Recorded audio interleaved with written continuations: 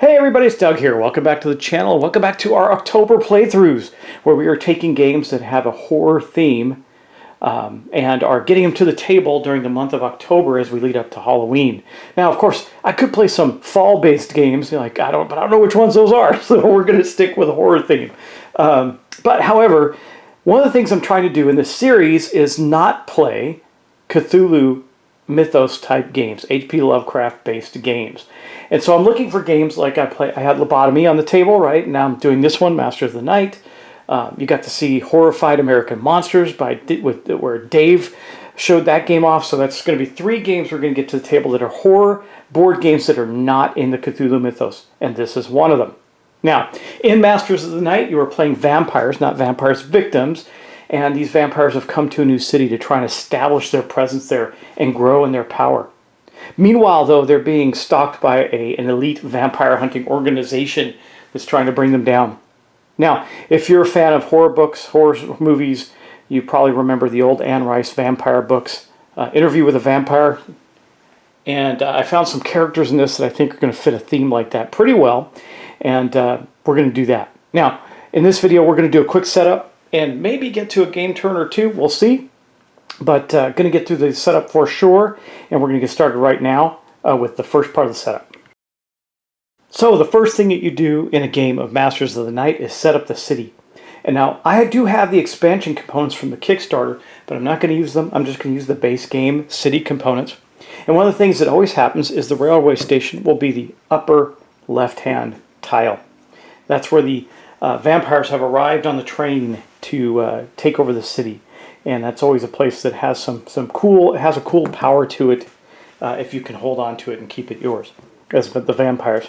So here's what we're going to do. We're going to take these. Of course, we have to shuffle the rest of them up, and we're going to make a 3x3 grid of city tiles. It's going to make up our city and provide some randomness in the sense that you don't know where all the locations are going to be, and the locations can have a huge effect of being where they are on the board and how far you have to get to one place to another. That's pretty cool. So we're going to do that right now. All right, y'all, here we go. Remember, so we start with the railway station up there. I'm going to bring this over here. Let's just get those set out. We're going to do this one. So the city park is right next to the railway station. That actually makes some sense. We'll put City Hall up here. So the railway station is right in the middle of the town. Got a nightclub down here. Then we're going to build this out over here. The cathedral is way over there, pretty far away. And we got the asylum right in the middle of the board. That's actually good, I think. We'll see how that plays out for us. We got the radio station over here. We'll put the museum right there. And then we have the police department right there. And that is going to be the makeup of our city. So that's pretty good. That is the first thing you do. Okay. And then the next thing you do is you decide how many vampires there are. And I've already done that. So I'm going to lay them out, and we're going to talk about our vampire characters right now. And so you know, I am using components from the Kickstarter edition. So like these in the base game are just cardboard tokens, and this tracking sheet here, which has the vampires sheet in it, is part of the Kickstarter upgrades. So as you can see here, I did pick, I think his name is Dalv, but he reminds me of Lestat, I think on purpose, obviously, right? Which, the Tom Cruise version, you know, I cannot do a video without dogs barking somewhere. I think it's just going to be part of the video. You know, I used to have it where the Samurai Sheepdog dog logo would bark at the beginning of my videos. Of course, I changed that to the Mystic Guy, back to Mystic Guy Games. And, however, seems like in honor of that, I have dogs barking all the time. All right, so anyway, he has a couple abilities. We'll go over all his abilities and that later, but he can take gaseous form, and he's got Sword of Darkness. And you don't get those just right away. Now, when and how he gets these abilities, you'll see as we play. I think he can do most of these. I'll remember the rules. I got to reread the rules. I think he can do these now, if I'm not mistaken. But he has all of these abilities right now, and these are the actions that they take for you to accomplish in the turn. And as we kill creatures, as you can see, as we kill things, we're going to go up and up and up in our abilities till we get down to here, and we can do the Blood Moon ritual by laying down our sigil and creating this ritual with both vampires that we're going to have. So that's kind of the fundamentals of how that works. And these are blood tokens. These 4 blood tokens can power things. They don't really represent your life. They represent more your power. You really can't that easily be killed. So, like you can see here that some of them gain you blood back, some of them take blood. We'll go over that as we play. And here we are with Agnieszka. And she is a young female vampire, and that's why I picked these two, because if you remember in Interview with a Vampire, Lestat had created a little girl vampire. One of them did. I can't remember who did it anymore. It's been a long time, but you get the idea. Anyway, a girl that was a vampire that was not an adult, and it really messed with her life. It was terrible. Anyway, she's got the ability of Mesmerize and Hallow Call. We'll see how those play out as we go. And again, it's different. Now, these are kind of asymmetrical, where they do have some different abilities as you go, I think. Or they're different, like these basic ones are all the same, but I think they get a little different. I'm looking, I guess they don't. Yeah, right here. You get Hallow Call here, where Dolph gets his Sword of Darkness about the same levels here, so it's a little asymmetrical. Anyway, that's like I said, every time we kill a minion or something, we're gonna tick this track down till we're down here. So we have to do some serious killing as vampires, drinking blood, and sometimes that will give us blood tokens back as well. So basically, that's the two vampires that we're going to have for this play session. With that, we're going to use, now again, this is a Kickstarter upgrade token. This is the turn order token. It also shows whether we're on the day part of the turn or the night part of the turn, which is two different pieces of the turn cycle. We'll go over that as well when we get the rest of the game set up. Now, as part of getting our vampires set up, we're going to place our two vampire figures. They also have tokens if you prefer to play with those. We're not. We're going to play with the miniatures that came with the game. And this is Dolph's miniature, rather, and he is going to be here at the railway station, along with Agnieszka, and she is right here. This is her miniature. The miniatures are pretty nice, actually. I like that they're a little different color than some of the other miniatures in the game. Helps to make them distinct. And by the way, I just wanted to show you the token that does come with the normal base game, as opposed to this heavy metal one. It looks like this. You have this one as well, which is a nice bright red token. So basically, those are the miniatures. Now, the other thing that you set up with this is their sigil. This is Dolph's sigil, and he also gets a metal sigil token from the Kickstarter that will go down on the board, hopefully, if we get lucky enough to get there. And then there is also one for Agnieszka. I'm getting that out now. You can see that one. Looks like this. Okay, that's going to go with her. Now these when these get placed out, they do grant a special ability as well. So that's kind of neat, but that doesn't happen for a long time in the game. So, okay, the next thing we're going to do is we're going to set up the Veil Tracker. Veil Tracker is designed like the top portion of a newspaper. And basically you find the number of vampire players. As you can see, they're double-sided. This one has 2 and 4 players. And the 2 will be circled in the newspaper like as if someone had circled it with a pen. And then you're going to take the Veil Tracker, which is normally this token. They did have some clear ones in the prototypes, which I thought actually were pretty cool, but it's not that big a deal. But we have the nice metal ones, and that's going to go here on the 6th base. Now, what does this mean exactly? Well, this track is going to go up and down during the game. This is the veil that hides vampires, right? It also tells us how many agents are going to appear throughout the city, so we're going to have to make a stack of those next. We'll do that in a moment. But as this goes up and down, you can see that this is aligned with this block right here. This block belongs here, this one belongs here. And when we're doing events, we're going to put out agents in a certain number. You'll see how that plays out in the game. But that's what the Veil Tracker does, is it helps you determine how many agents will be coming out and how severe things are for you. Of course, the thinner the veil gets, ticking down this way, the more agents will come out to find you. Another thing that we're supposed to do right before we actually place out the Veil Tracker, though it won't really matter, is to place 2 agents in a 2-player game at the rail station. And these are the agent tokens. There's a male and female version. You can just use whichever one you want. They're just double-sided. And we would place those out, but we are actually going to use the miniatures. So we have 1 of each. 2 of our minions will be going there. Basically the minions are like you're like familiars in the vampire legends, right?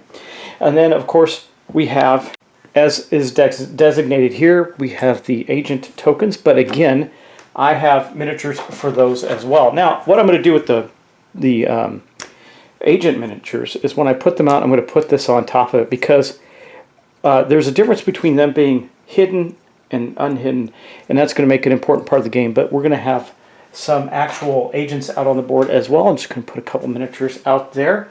that gets us set up with the agents. So we're going to place the number of agents stated on the Veil Tracker near the district. We just did that. And then we're going to put the remaining minions and 2 extra blood tokens into the pool. So what we're going to do is just going to slide this right over here.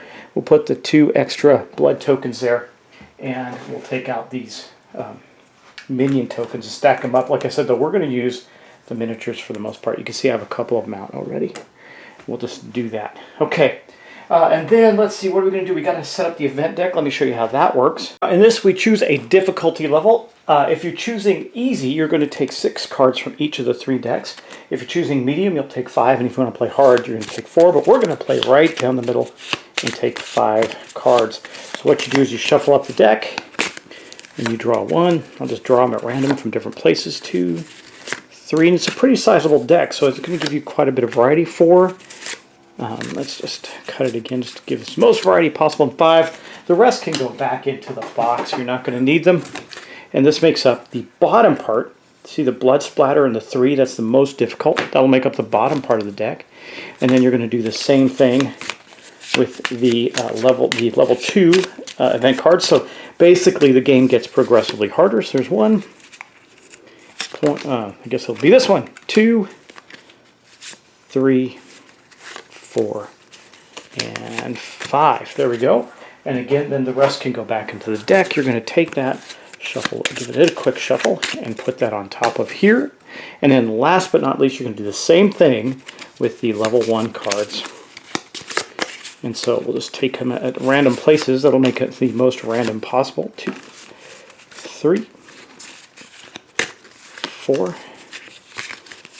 and 5, and that is going to make up the entirety of our deck. So basically you can see that it progresses from better to worse as it goes along. Let's give this a quick shuffle as well. And our deck is complete. Next you're going to shuffle the relic deck, and you can see everything's done like a newspaper. It says mysterious relics now on display at the museum, and these are different powerful items. So we're just going to give that a quick shuffle, and we're just going to put that right next to where we have our event deck. This is the other deck of stuff. Now, at the beginning, you can't get relics. You have to get have 2 kills, enough power to be able to start to use the power of these relics. Otherwise, they're just dormant, laying in the museum. Part of the story, right? So these vampire relics require the more powerful vampire. And since we just awoke after a long journey, we're very weak, and thankfully our minions are going to help us to become more powerful. We'll just give this another cut, and there's our relic deck ready to go. Next thing we're going to do is we're going to take some dice. Now, we're going to take 2 dice per vampire. So we're going to take 2 for Dalv. We're going to take 2 for Agnieszka. And now this is an interesting mechanic, because you don't. Well, you roll them, but you don't keep rolling them all the time. You got to use them before they're rolled again. So we're going to roll them right now. Not great. We're just going to line these up at the bottom of the board here in their numerical order, so we have them ready to play. This is not good, but there's ways to mitigate those dice. And lastly, we determine who is going to get the first player turn token. Now, even in a solo game like this, there's an importance to this order. And of course, when you first start, you're going to start on the day side. Now, the day side turn is when the vampires are not active. They're not taking their own actions, but things are happening around the city. And so we'll have to take a look at that.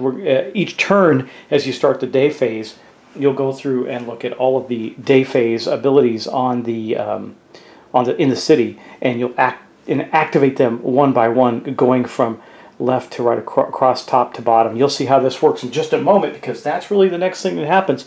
We have completely set up the game at this point.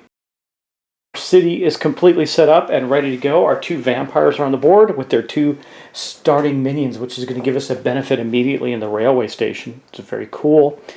And then we're going to try to take over the city, and we'll see if we can do it. Now, what is the victory loss conditions, right? Well, the victory condition is 1 and 1 only. We have to put down our sigils, then we have to come together as vampires and do the Blood Moon ritual. If we can accomplish that, we win. Now, what are the lose conditions? Well, if the Veil Tracker ever finds its way all the way down to here, we lose. That's just one way to lose. if our event deck, which is why it governs the difficulty of the game, ever runs out, we lose. So we have to try and get to laying down our sigils and creating this ritual before that time comes. And if we can do that, then we take over the city. If not, then the forces of good, the enemy, which is a group of vampire hunting priests, and that have pushed us back, and we have failed.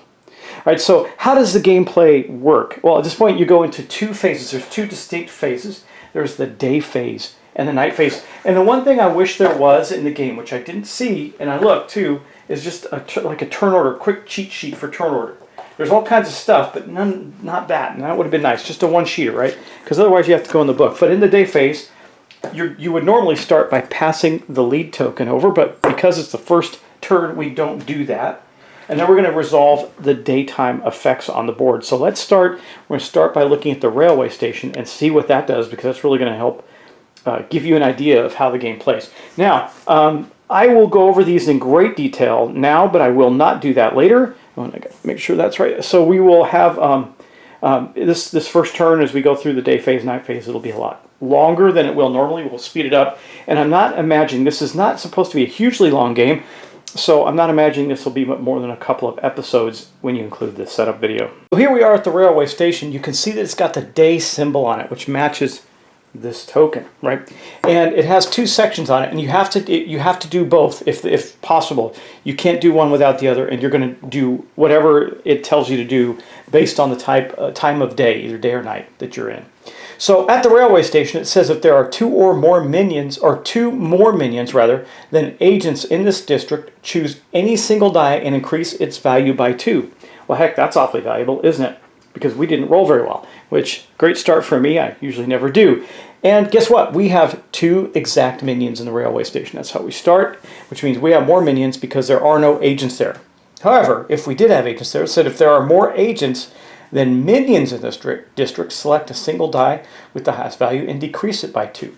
So the first thing we're going to do is increase one of our dice by 2. And I think we're going to take one. I was thinking about getting rid of this one, but I think we're going to take one of these and make it a 5. Now, these matter for a number of things, but mainly combat. And if you have 5s and 6s, it means you can fight without any consequence. You don't lose any blood for taking down a minion, an agent. So that's something you want to be careful of. As we go across the board, you can see that the cathedral has both a day and night effect. It says, as long as there are more agents and minions in this district, all vampires cannot use their ability and relics both during the day and the night phase. That's really, really bad. So we want to make sure that there are never more agents than minions. And by the way, it does have a little typo. It says as long as there are more agents and minions in this district, it means more agents than minions. So that's not something we have to worry about yet. So we're going to move on to the asylum. The asylum is smack dab in the middle of the city. And this is going to be an important place in the city for us as we go. You can see it has a daytime effect. It says if there are more minions than agents in this district, you may expose and move one agent. Exposing an agent, for example, it's like this. We expose it by doing this. We can't really do anything to the agents until we've exposed them. We can't fight them or do anything to them. And it says if we do that, then we can move them here. Like we can expose it and move it there. So we can gather there and they can get trapped in the asylum and we can take them out. Pretty effective. However, as like the other cards, there's a flip side to it. If there are more agents and minions in this district, move one minion from any other district to the asylum. So that means our minions end up piling up there and getting trapped in the asylum. We don't want that, right? So that is the asylum. And then, if you look, we have 2 more daytime ones down here with the police department and the museum. I'll just read them out for you. It says if there are more minions than agents in this district, choose one district and expose all agents in that district. That is great. So if we have some minions that have kind of infiltrated the police department, we can find out who the agents are. The police know. And then last but not least, the museum. At the start of the day, if there are more minions than agents in this district, draw 1 relic card. Well, that's going to be something we do a little later because we really don't have the ability to use relics yet.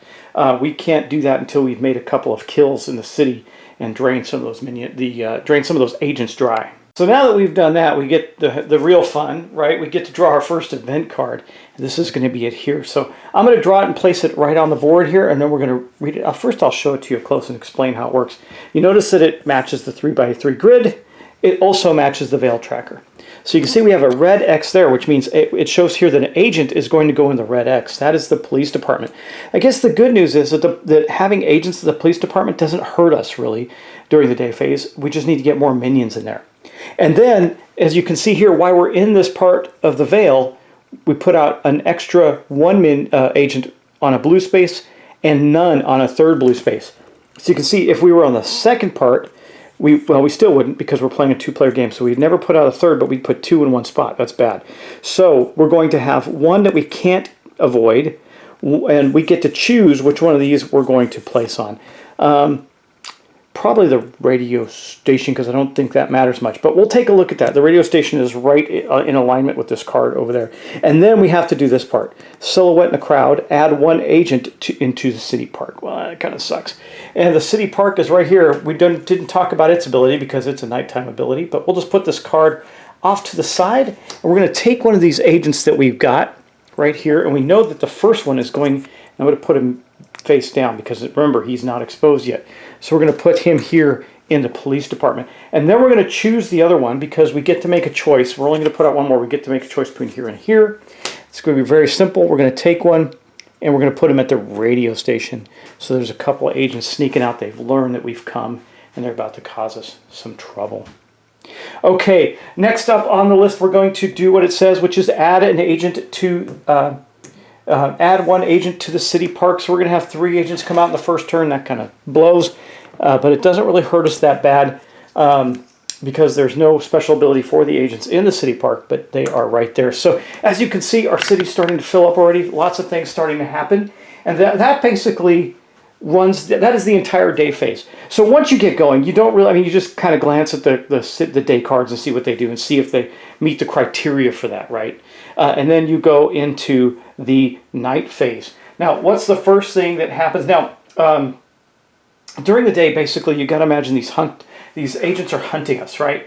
So if there are multiple, if there are agents, we'll get to that. I think we'll just wait. It's not happening yet. I think we'll just wait to see what's going to happen. And if the veil decreases, then we're going to start to see more and more agents out. So the veil can go up and down. We want to make sure we're driving that both up and down. Okay, I think right now we're going to get to the night phase. So the first thing that happens in the night phase is we're going to flip this over to show the nighttime side, and then we're going to give 2 actions to each of our vampires. We're going to get to do 2 different things with each of them. And at that point, we got to think about what we can do. Now, the basic stuff that we can do right now is we can move, which means it costs us 1 action to move to 1 orthogonal space. We can't move diagonally. We can, when we're in a space, we can choose to expose an agent, cost 1. If we're in a space with an exposed agent, we can fight an agent, which costs 1. We can recruit a minion, but that increases the veil and costs both of our actions. We're going to need to be doing this, but we want to make sure the veil stays low as well. And you can see right now we really don't have anything that's going to decrease the veil. There are things that can do that though. And we can use our nighttime effects on the board, which is the things we'll probably do the most, right? And then we have our special abilities too, which this gaseous form we can do now. It costs blood. Just to give you an example, what does it do? It says, after you complete an expose agent action, spend up to 1 blood per agent you exposed in this way. For each one you spent, increase the veil by 2. Now, increasing is, I believe, I'm going to look that up because there's some terminology there and I'm going to make sure I get right. I believe increasing, going up, is in our favor. Decreasing, going down, not in our favor. Okay, I think we're going to begin our turn with here. So, I believe with, let's see, what do we want to do? We can go here, and the cool thing about the City Hall at night, we wouldn't be able to do it this turn, but if we get over there, we could do it. So spend 2 action points to recruit 1 minion in any district instead of this one. Increase the veil by 1, like in a normal recruit action. So when minions come on the board, we increase the veil by 1. And when I think that's the increase, this is the thing that kind of confused me, the rules just a little bit, is increase is in our favor, decrease is not. So when we have to decrease, it means going down toward the bad spot. If increase means going up. So if agents move into a district with a drained vampire, for example, when it has no more blood left, then the veil will decrease and get thinner for us. So anyway, I think for our first action with Dolph, we might go here. It says spend 1 AP to use 1 die for the effects. If we use a 5 or 6, your character can move to any district. 3 to 4, we can increase our kill count. Basically, we go to City Park and drain somebody. We might want to do that. That would give us the hunt ability, which basically gives us the ability. What's the hunt one do? It says your vampire gets 1 blood token. When we hunt, we can take it from the reserve and place it in the vampire. And basically, it means that we're killing people in the park or wherever once we have the ability to hunt. We don't have that ability yet. Maybe that's a good start for us. But we do want to defeat the minions as well. We want to expose them. So I think what we're going to do, and by the way, I can take as many minions with me as I want, and I definitely don't want to leave them sitting in the railway station for long. So I think what we're going to do here is, I think we'll do that. So Dolph is going to go to the City Park, and I think we'll take 1, because there's nobody in the warehouse, we'll take 1 minion with us right now to the City Park. And I'm not going to leave him there. I'm actually going to take him to the asylum, hopefully, if we can do that. I could continue, you know what I could do is continue the move. Now, because in the next daytime effect, I'd get to pull a minion there and expose it. That might be the right way to do it. Yeah, that might be a good way. So instead of staying there and doing that action, increasing our kill count, we could pull the... Yeah, let's do that with Dolph. With Dolph, we're going to do that. So for his next action, he's then going to move over here. That's action number 2. That's going to be all of his actions. And he took a minion with him to the asylum. So that next turn, he'll be able to kill a minion. Now, those are his 2 actions for this turn. Now we're going to go on to Agnieszka. So for Agnieszka, we can move 1 minion or agent, even unexposed, from an adjacent district to your district, which we can lure them in by mesmerizing them. I don't think we're going to do that right away either, but let's take her to the City Park. Now, Agnieszka is here at the railway station. She is going to leave our minion there at the railway station for the effect of the railway station. It's very valuable. Then she's going to move to the City Park for her first action. Now, she is there with a agent, but she's not going to do anything with the agent. However, we are going to use one of our dice. That 5 is going to go away for the moment. Because if we do... No, I don't want the 5. I want the 3 to 4. Yeah. I want the 3. We're going to use the 3 because what I want to do is increase our kill count by 1. That's like gaining experience. So we went to the City Park, we stalked somebody, and we drained them of their blood, which is starting to make us stronger. How cool is that? So now, next turn, we can actually do the hunt ability. As you can see, we're on this spot right here, which is aligned with here. It means we can increase our blood. Now, we can never have more than 4 blood, so we're going to have to use some of it before we decide to use that hunt ability, and we're just 1 away from being able to do relics too, which relics are extremely powerful, but we're very far away from the museum. That marks the end of our first night phase. I think I'm going to take 1 more turn for us here. We still have our pull of 3 dice, and we're going to go back into the day phase. Now, again, I'm going to run through them pretty quickly this time because we really don't have to... spend a lot of time going over them again. We already did that. However, the first thing that happens in the day phase is this token flips over here and it goes to Agnieszka, who will now be our first vampire for this round. Okay, then we go into the day phase. We're going to start checking all of the stuff here. And here's what happens. So during the night phase, during the day phase, if there are more agents here, we get to adjust a die. Well, the only one we can really adjust that makes any sense is this one. We'll turn it into a 3, and that's going to be the railway station. There's nobody in the cathedral, so that's not going to help us out. The next one with the day phase is the asylum. If there are more minions there are. Then agents in the district, you may expose 1 and move 1 agent from another district, and we're going to do that. We're going to take him from the police station here. So we're going to expose this agent, meaning we're going to turn this token over. I'm just going to put it like that. And we're going to pull him to the asylum. Now we're there. Now, if we were there with a vampire that had no blood left, completely drained, we'd have a problem. But we don't. We don't have to worry about that now. So we completely cycle through. We go to the police department. We do not have minions there right now. And we don't have minions at the museum either. So it's the end of the day phase. As far as all of the locations are concerned, now we're going to draw our card. So our next card, hopefully it's not a doozy. Oh, this is actually not great. We're going to have 2 minions now. there to deal with. Now, here's the good news. They will only attack her if she's drained. I'm going to double check that. I think they only attack her if she's drained or there are 3 or more. So it's a Mark II, so we're going to have to expose one and kill one this turn. Anyway, that means we're going to take one and put that token there. We're going to grab another minion. We're going to put it here. Then, oh, this is bad too. Well, that's not so bad. Add 1 to the asylum. He won't be exposed, though. So then we will we're going to add 1 to either the police department or the city hall. I think we can put that one back in the police department, so let's do that. We'll take one and put it back here. You can see how quickly the agents are coming out now that they realize we're here and we're killing people, right? Not good. And then it says here, Labyrinth of Memory, add 1 agent into the asylum. Well, that means another agent now. We only have 10 agents in this scenario, and I'm already down, let me see, 1, 2, 3, 4, 5. I'm already down 5 agents. I'm about to put 1 out. There's that guy. So only 4 agents left, so we definitely have to start doing some killing, right? That's not good. But that takes care of our event card, so that's not so bad. And that takes care of our day phase. Now we're going to go into the night phase, and we're going to start with Ineska. Well, we know that Ineska, she's going to do some killing. So what she's going to do for her first action is she is going to expose a minion. That's the first action she does. Sorry, an agent. And then she's going to attack that agent. So here's how that works. Combat is actually really, really simple. I'll just show it to you in the rules. It's pretty straightforward, if you can see this. When we resolve combat, it's going to be based on the die that we spend. If we place a 5 or 6, we remove an agent. No big deal. If it's a 3 to 4, we remove the agent, but the vampire loses a blood token, meaning that we got wounded back. If it's a 1 or 2, the agent stays in the district, and the fighting vampire loses a blood token. That's the general combat rules. Now, we also have night and day, right? So night combat, fighting vampire, the vampire who initiated the fight with their agent's action, the player uses dice. Okay. Opposing agents, all exposed agents in the same district, hidden agents do not participate in combat.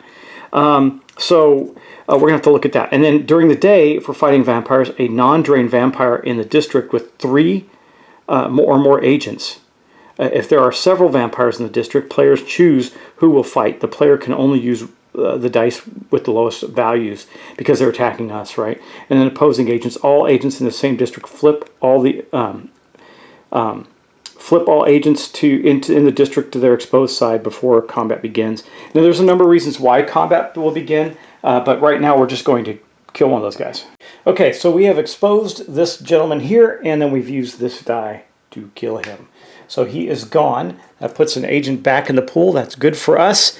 And then for Agnieszka, we are going to get another kill. You can see how quickly this can go with us if we keep fighting, though we're going to have to do some other things. I'm just going to make sure that's correct in the slot. Should be right there. Okay, there we go. And so now we have we can pick up relics, our first relic. It's only 1. You can see that later on we can get a second relic as well.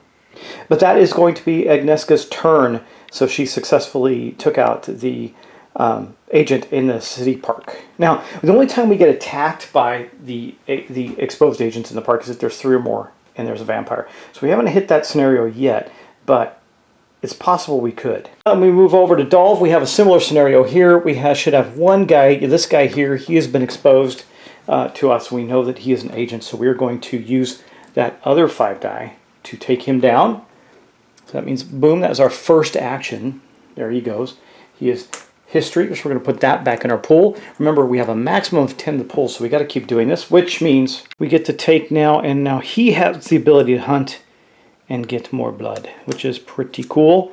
So we're getting started here. He is now at 2 kills, or 1 kill rather, and Agnieszka is at 2. That was his first action, so I'm thinking about what do we do for his second action. So right now the asylum will be void because there are 2 agents there, and we really don't have a particular new way to kill an agent.